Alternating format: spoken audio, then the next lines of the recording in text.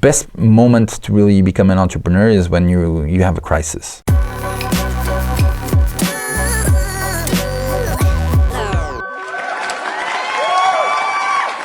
Welcome to episode 8 of Enterpriser Show. Today with Ricardo Marvão, co-founder of Beta E.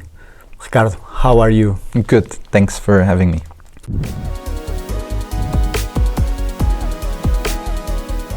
Let us know a little bit about your project, Singularity University. Okay, so Singularity University in Portugal started about 2 years ago. So we were following Singularity for a few years, and maybe 3 years ago, Singularity decided to change a little bit the way they were doing their programs for the people that wanted to connect with Singularity. And they created something called a country partnership, which is basically recreating what Singularity does in San Francisco in another part of the globe. So we found the idea very interesting, and we went to San Francisco to connect with them and understand how the whole process was being made. And basically we started the project right away after we understood all the requirements that needed to be done. And then we started to pitch the idea about building a Singularity in Portugal, and we found amazing partners. Beta E, Nova School of Business and Economics, the City Hall of Cascais, and then 3 founding partners, which are Galp, Semapa, and AGEAS, that believed in the project from day one and really pushed for Singularity to come to Portugal. And today, not only we have a big event called the Singularity Summit, that the next one will be in September of next year. We also do executive programs with corporates, with the executives, and today we do about 2 per month, and so about 100 executives go through our programs every month. But we also created a youth program. We have a documentary series that's passing now on RTP, on the national TV, with different episodes of different topics like education or innovation or something else, and it's growing quite well on the audience. So we created a few things that some are knowledge-based, some are more inspirational, some are for the people in Portugal, for them to understand what's coming and for knowledge at large. And that's what is today Singularity Portugal here.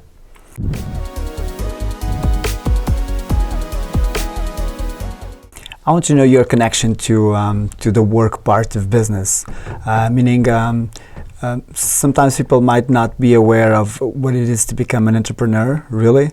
So what's your take on that? So how many hours a day you do normally? How do you manage time? I don't know if it's a question of time, of hours that you work. You have to believe in what you're doing, and you have to believe that the product that you're coming to the market with really solves something important that people have a pain today.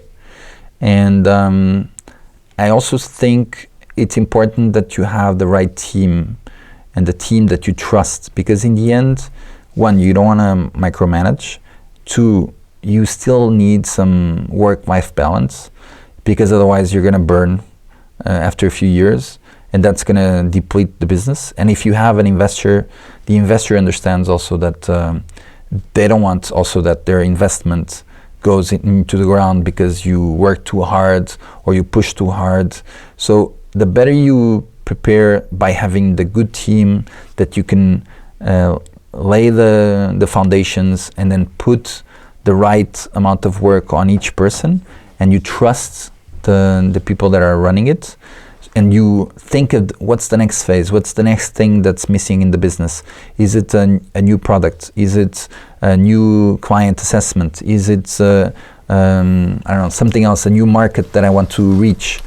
And you can think of those things. If you don't have time also to think of what's the next phase, and you're always doing the day by day, you're never going to be like, typically you would never be successful, because you need that time. You need that time to really think about that future part. And the day by day needs to be run by people that are better than you in the day by day operations, so that you continue flourishing the businesses. So it comes down to efficiency in a way. One part, yes, but of course you have to inspire the people that are working with you. They have to believe that the solution you're providing to the clients, and most of the times the inspiration comes also from the leader, but it also comes from the client. Sometimes, you know, when you receive, imagine you were here and you received an email from the viewers saying, love your interviews, amazing work, keep on going. This also inspires you to keep on going and being better, and maybe they'll introduce you, hey, I would love to have this kind of product or that kind of product. And this gives you ideas to, okay, my client is asking this, is it possible to offer this? So it's also the market that's asking. I remember when BTI started, we did one thing or two that was us, and the rest was the market asking. The startups coming to us and asking, we need a program to help us go to prototype, or we need a program to help us go to market and get invested. Or the companies coming to us and we need a program to help us innovate internally, or we need a program to help us innovate externally, open innovation between startups and corporates. Or the startups coming to us and saying, we need help finding investors, and we started a fund. You know, a lot of these things were market driven. And so I think it's very important that you listen to all these things. Constant feedback to improve, to iterate. Yeah.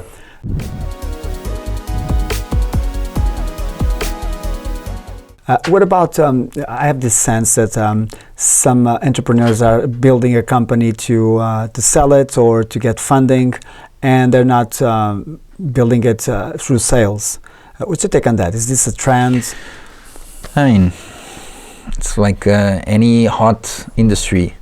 Some people do in a way. I mean, we've seen a lot of examples of just... Because I think both work, right? Yeah, but you have to be careful. Like you don't want to do something like a WeWork that you get a lot of money and then you burn at the last mile, and then the CEO quits, and all these things that really don't bring a good name for what it is to build a startup, build a business and grow and have a community that follows you.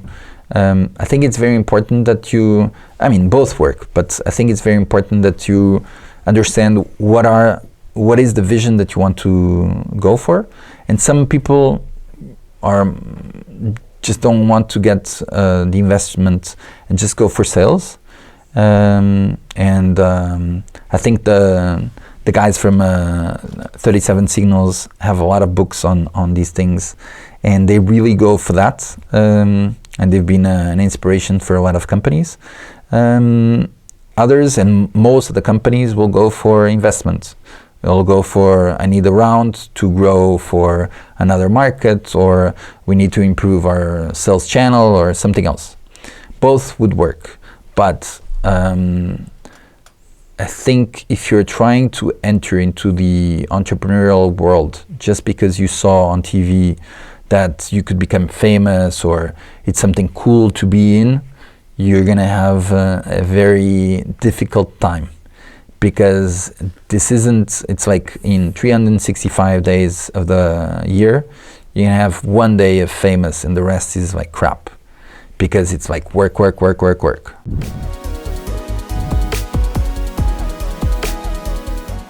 I have this thesis that business is like 1% idea, and I mean 80% work, and then I'm adding something in, which is persuasion. Right. The ability to bring a team together. What would you add to this equation? 1% idea, 99% execution. I think if you don't execute on the idea, you'll never be able to achieve the goal. Like I said before, if you can have a great idea but poorly executed, it doesn't go anywhere. Yeah. And that execution is continuous, and you're always improving, and you're always thinking. It's almost like You know, the best team is not the team that executes. It's the team that executes and learns at the same time. Because as you grow, you're gonna have to learn, especially if it's something that has been done already and you're just replicating the business and the product, that's one thing. And you're just doing operations and doing and picking that product specific or that business model and doing. But if you're innovating, if you're doing something that hasn't been done, you need to prepare the team for that learning process, because things will change, the business will change. It's like going through a tunnel, there's no light, you don't know if you're gonna go up or down, or you're gonna find water, or and you have to keep on understanding what are the things that will happen in the future. And if you just do operation, execution, you arrive to a point where you're always doing the same, and suddenly you get to a place that it's new, you don't know what to do. So you have to give this to the team for them to push on learning, continuous. Like it's almost as if you had like two parallel tracks. One is execution and the other is learning. And you're always doing both, And that would be the ideal team. What about choosing the right team? What are these key factors that, from your experience, you've been finding this pattern of a good team, of a good I think, of course, you need the people that have the skills that you want. But above all, I think trust. You need to trust the people that you're working with. Because otherwise, if you wouldn't trust your colleague here, he wouldn't be filming probably. He would be doing something else. And you would be constantly thinking, is it well done? Do we have to redo the interview? And you're constantly thinking of this and you're not producing your own work. So if you trust and you know the thing will be well done, maybe a different way that you would do it, but well done, then you're halfway into a good partnership.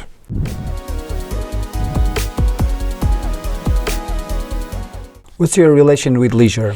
So, at least for me, as an entrepreneur, I really like to do things related to my business.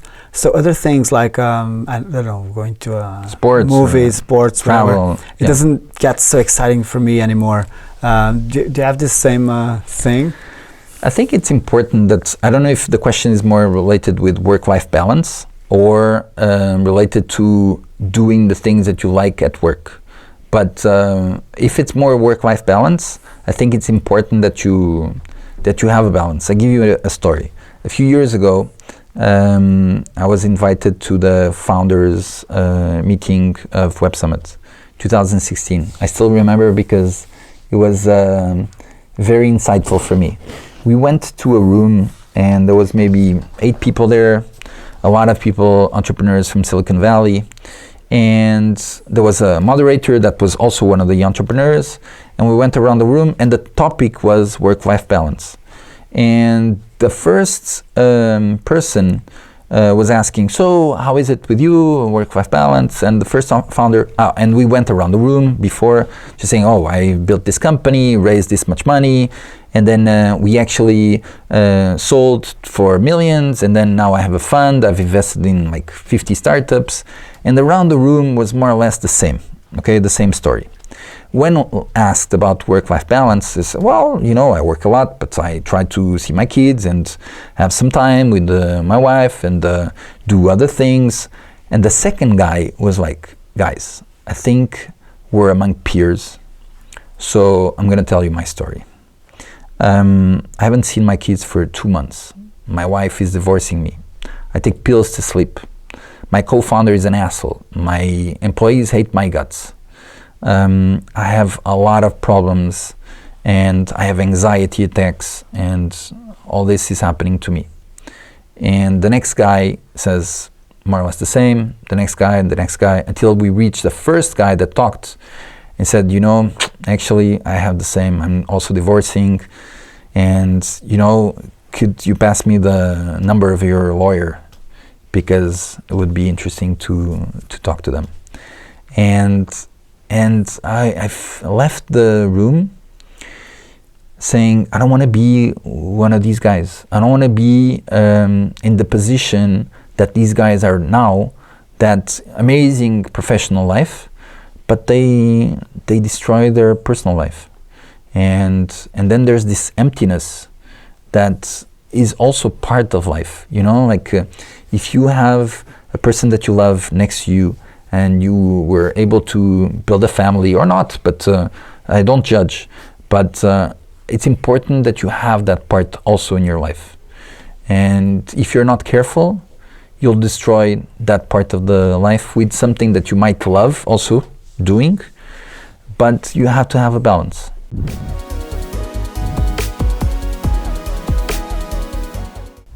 So for those entrepreneurs out there starting out, or maybe not, maybe a little bit ahead of the process, how would you say, how would you communicate to them the sense that maybe this is not for you? What are the traits that...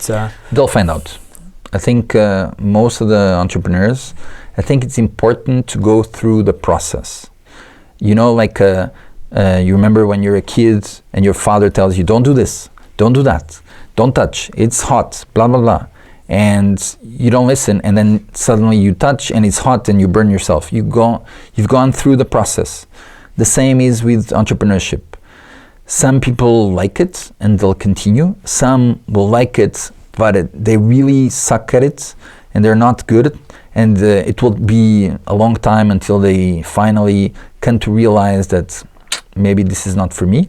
And some will understand right away. They'll be burned at the first thing and they'll say, this is not for me, you know? But you have to go through the process. And how long should that take? I know each person has to go through the process and then determine if it's enough or not. I think it's important that you find people that, like for me, there's like two red flags on entrepreneurs. One is a solo founder, and the second is couples. Like a couple doing a, I'm not saying it doesn't exist or it can't work, but it's like if entrepreneurship is hard, this is like doubling down on hardness for this. So couples and solo founder, because solo founder, you need to have people to exchange with, because otherwise you're always deciding by yourself and you're thinking this is the right decision. In a way. Yeah. And you arrive to a point where you think you know best. And sometimes you really need this second person to exchange with you. Can they do it with a mentor? Or? Yeah, like the other day I was looking at this Inside Bill's Brain, the documentary about Bill Gates. Yes. And his sidekick, let's say, his mentor is Warren Buffett. And he exchanged a lot with him, and he does the same with Bill Gates. And you need that person that understands, and you feel you're a peer, you're among peers, okay? So you can really exchange properly with that person, and not being afraid. And you can't really do that inside an organization, because if you're the CEO, especially in a big corporate, if you're a CEO, you're not going to exchange the big problems you're facing with lines under you. It's a very lonely place to be. And you have to, like, you're thinking of new things that the company might do, but you can't really exchange. But maybe you have another CEO at another company that you're okay to share with, that sometimes he will give you insights of things he has done in the past that will help you for the next phase you're thinking, and vice versa. So you need that peer to exchange.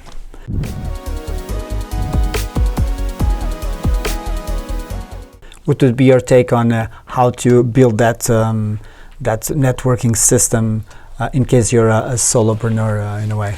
I would say you have to talk to people. And if you're an introverted person, you have to find a way. And I know a lot of introverts that are good at the professional level to be extroverts, but the rest of the time they're very introvert. But they change because they feel this is like a skill I need to get to become a better entrepreneur. So they develop this skill.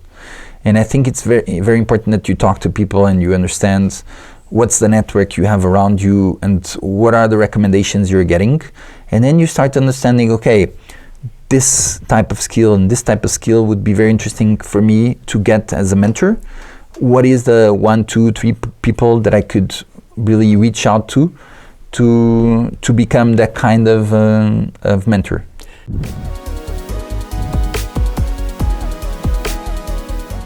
Entrepreneurship is really trendy right now. Do you see this as a veneer, as a trend coming in? Because if you notice, 20 years ago, this wasn't such a pedestal thing in terms of... Well, 20 years ago, we were in the internet bubble in '99, so it was crazy. It was even crazier than now. I think 10 years ago was really, people weren't really thinking of the startup world. There was a few things, but I think best moment to really become an entrepreneur is when you have a crisis.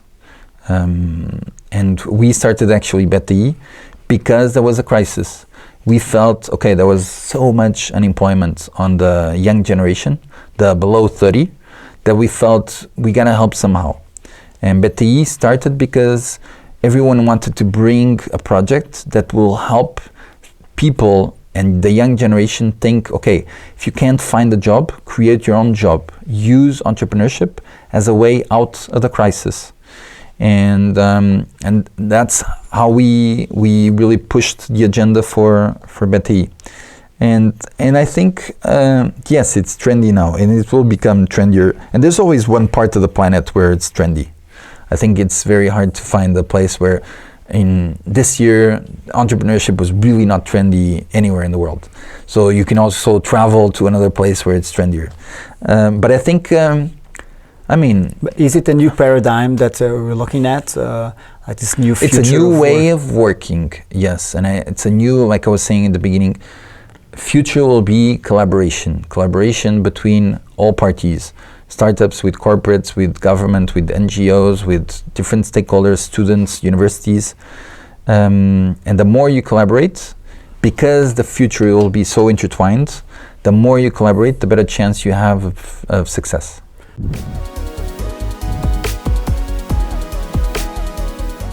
What are your keys to success? Keys to success. 1, believe in what you're doing. Have people that you trust next to you. I think it's very important, the timing, of course, because sometimes, and we've seen this many times, sometimes you're before time, sometimes you're after time, and you can call it luck, but you have to see the trends that are happening, and you go for the right timing for your idea, or you try some other idea. And I think, I would say those are, and then like after you have a really good thing that you think works, execute, and the success will come. Execute, guys. Enterprise Show, episode 8 with Ricardo Marvão. Ricardo, Thank you. Thank you. Thank you.